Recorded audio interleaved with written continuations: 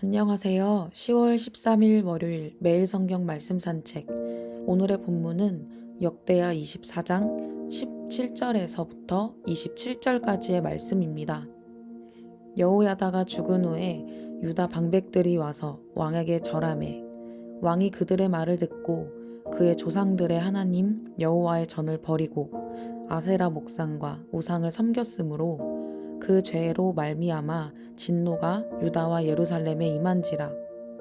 그러나 여호와께서 그들에게 선지자를 보내사 다시 여호와에게로 돌아오게 하려 하심에 선지자들이 그들에게 경고하였으나 듣지 아니하니라.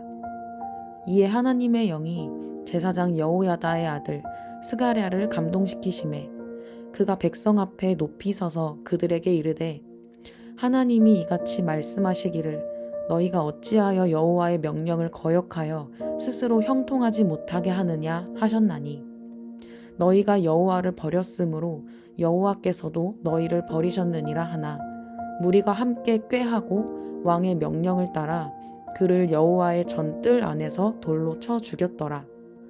요아스 왕이 이와 같이 스가랴의 아버지 여호야다가 베푼 은혜를 기억하지 아니하고 그의 아들을 죽이니 그가 죽을 때에 이르러 여호와는 감찰하시고 신원하여 주옵소서 하니라.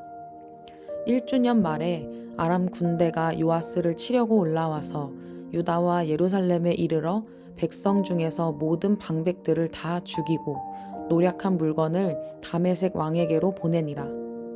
아람 군대가 적은 무리로 왔으나 여호와께서 심히 큰 군대를 그들의 손에 넘기셨으니 이는 유다 사람들이 그들의 조상들의 하나님 여호와를 버렸음이라. 이와 같이 아람 사람들이 요아스를 징벌하였더라. 요아스가 크게 부상함에 적군이 그를 버리고 간 후에 그의 신하들이 제사장 여호야다의 아들들의 피로 말미암아 반역하여 그를 그의 침상에서 쳐 죽인지라. 다윗성에 장사하였으나 왕들의 묘실에는 장사하지 아니하였더라. 반역한 자들은 암몬 여인 시므앗의 아들 사박과 모압 여인 시브릿의 아들 여호사밧이더라. 요아스의 아들들의 사적과 요아스가 중대한 경책을 받은 것과 하나님의 전을 보수한 사적은 다 열왕기 주석에 기록되니라. 그의 아들 아마샤가 대신하여 왕이 되니라. 아멘. 여호야다가 죽자 요아스는 하나님을 버립니다. 그 결과 하나님도 그를 버리십니다. 그는 은인인 여호야다의 아들 스가랴를 성전 뜰에서 죽일 정도로 타락합니다. 여호야다 제사장이 죽으니 유다 지도자들이 왕을 부추겨서 자기들의 말을 듣도록 하였다. 백성은 주 조상의 하나님의 성전을 버리고 아세라 목상과 우상을 섬기기 시작하였다.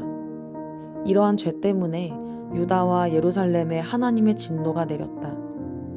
주님께서는 백성을 주님께로 돌이키도록 경고하시려고 예언자들을 보내셨지만 백성은 예언자의 말 듣기를 거절하였다.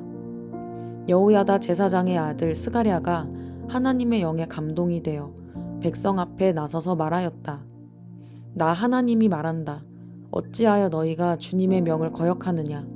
너희가 형통하지 못할 것이다. 너희가 주님을 버렸으니 주님께서도 너희를 버리셨다. 그러나 사람들은 그를 없앨 음모를 꾸몄고 드디어 왕의 명령에 따라 주님의 성전뜰에서 그를 돌로 쳐 죽였다. 이렇듯 요아스 왕은 스가랴의 아버지 여호야다가 자기에게 보인 그 충성을 생각하지 않고 그의 아들을 죽였다. 스가랴는 죽으면서 주님께서 이 일을 굽어보시고 갚아 주십시오 하고 외쳤다. 해가 바뀔 무렵에 시리아 군대가 요아스를 치러 진군하였다. 그들은 유다와 예루살렘을 점령하고 백성의 지도자들을 죽이고 노략한 물건은 다마스쿠스에 있는 자기들의 왕에게로 보냈다. 시리아 군대는 수가 얼마 되지 않았다. 그러나 주님께서는 유다 백성이 주 조상의 하나님을 버린 것을 못마땅하게 여기셔서 그 적은 수의 시리아 군대가 유다의 대군과 싸워 이기게 하셨다. 이렇게 요아스에게 심판이 내렸던 것이다. 시리아 군대는 요아스에게 심한 타격을 입히고 물러갔다. 요아스의 신복들은 요아스가 여호야다의 아들 스가랴 제사장을 죽인 일에 반감을 품고 요아스가 잠을 자고 있는 동안에 그를 죽이고 말았다. 요아스는 이렇게 죽고 말았다. 그는 다윗성에 묻히기는 하였으나 왕실 묘지에 안장되지는 못하였다. 요아스에게 반란을 일으킨 사람은 암몬 여인 시므앗의 아들 사박과 모압 여인 시므릿의 아들 여호사밧이다. 요아스의 아들들의 이야기와 요아스가 중대한 경책을 받은 것과 하나님의 성전을 보수한 사적은 모두 열왕기 주석에 기록되어 있다. 그의 아들 아마샤가 그의 뒤를 이어 왕이 되었다. 여기까지가 오늘의 본문의 내용입니다. 오늘의 본문을 통해 무엇을 묵상하시나요? 요아스는 대제사장이자 고모부인 여호야다가 살아있는 동안에는 하나님께 순종합니다. 요아스는 여호야다를 본받아 훼손된 성전에 깊이 관심을 두었고 직접 수리 계획을 세우고 이를 완수합니다. 공사가 지체되었을 때에도 포기하지 않고 추진할 만큼 헌신적인 모습도 보입니다. 그는 성전세 징수가 모세 율법에 근거한 의무임에도 백성에게 알리고 헌금함 설치, 징수 방식 개선, 공정한 절차 마련 등 실질적인 개혁도 이끌어갑니다. 그의 열정과 헌신은 백성의 자발적인 참여를 이끌었고 수리 현장은 회계 장부가 없이도 운영이 될 만큼 정직과 신뢰가 가득했습니다. 그러나 여호야다가 죽자 요아스는 하나님을 떠납니다. 하나님을 향한 순종과 신실한 믿음은 여호야다의 지도와 영향 아래에만 있었던 것입니다. 유다 방백들은 요아스를 꾀하였고 요아스는 그들의 말에 미혹되어 성전을 버립니다. 이들은 이제 심판 앞에 섭니다. 그럼에도 하나님은 여전히 그들이 돌이키길 바라셔서 선지자들을 보내 회개를 촉구하시지만 그 경고에 귀 기울이지는 않습니다. 하나님은 이제 여호야다의 아들이자 제사장인 스가랴를 보내 심판을 선언합니다. 스가랴는 여호와의 명령을 거역했음을 지적하고 불순종의 결과로 형통함이 막힐 것이라고 경고합니다. 그러나 요아스와 무리는 성전 뜰에서 스가랴를 돌로 쳐 죽입니다. 요아스와 유다 백성의 배역에 하나님은 아람 군대를 통해 심판합니다. 하사엘의 군대가 유다를 침공했고 유다와 모든 방백의 죽음으로 심판을 맞이합니다. 아람 군대는 수적으로는 열세했으나 하나님이 유다를 그들 손에 넘기셨기에 승리합니다. 하나님을 버린 왕과 백성들의 최후가 어떠한지를 보게 됩니다. 요아스는 이 전쟁에서 크게 부상을 당했고 적군은 그를 버리고 떠납니다. 그리고 침상에서 신하들에게 암살당합니다. 요아스와 방백들이 꾀하여 스가랴를 죽인 것처럼 이젠 신하들끼리 꾀하여 요아스를 죽인 것입니다. 오늘의 본문을 통해 함께 묵상하길 원하는 것은 첫째, 좋은 스승에게 바른 가이드를 받는 것을 넘어서 나의 고백과 나의 부르심 위에 서야 한다는 것입니다. 여호야다가 죽자 요아스가 하나님 앞에 행했던 온전하고 정직했던 모습이 무너지고 성전, 즉 하나님까지 버리는 행위를 보며 좋은 목자와 리더 아래에 있는 안전함으로만 만족하는 것이 아닌 한 사람 한 사람이 하나님 안에서의 나의 정체성을 확립하고 복음 위에 세워진 고백을 붙잡으며 나의 예배, 부르심, 삶을 향해 나아가는 것이 중요함을 깨닫게 합니다.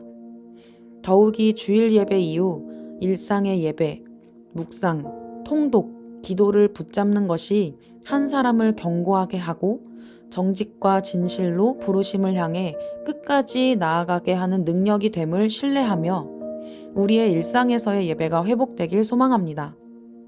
둘째, 하나님은 노하기를 더디하시고 은혜를 덮어주시길 원하시나 불편한 책망을 거절하는 자는 대가가 있음을 알게 합니다. 요아스를 향해 2차례의 경고장이 날라옵니다. 선지자들을 통하여 회개를 촉구하시고 이 방법이 먹히지 않자 스가랴를 통해 불순종에 대해 말씀하십니다. 하나님의 책망이 우리의 귀에는 불편하고 긴장되게 하고 부끄럽게 하는 것 같으나 이것은 더 큰 수치와 함께 돌이킬 수 없는 길로 가지 않도록 우리를 보호하시기 위한 사랑의 소리임을 기억해야 합니다. 불편한 소리와 말씀을 외면한다면 이젠 불편을 넘어 심판으로 갈 수밖에 없습니다. 하나님의 뜻을 향하여 달려가야 할 우리의 발걸음이 다른 곁길로 새어가거나 마음을 저버리려 할 때에 성령님은 반드시 말씀하십니다. 그 선택이, 그 걸음이, 그 시선이 잘못되었다고. 은혜 주시기 위한 하나님의 진심에 반응하는 우리가 되길 원합니다. Start with Jesus. 일상의 예배를 도전합시다. 기도는 하나님의 음성에 예리하게 반응하게 하고, 묵상은 우리의 삶에 당신의 뜻을 두신 것을 알아차리게 합니다. 한 사람 한 사람을 믿음의 사람으로, 비전의 사람으로, 하나님의 공평과 정의를 풀어내는 사람으로 부르셨는데, 이 마음이 금방 사그라들지 않도록, 지치지 않도록 우리의 삶을 하나님께 올려드릴 수 있기를 소망합니다.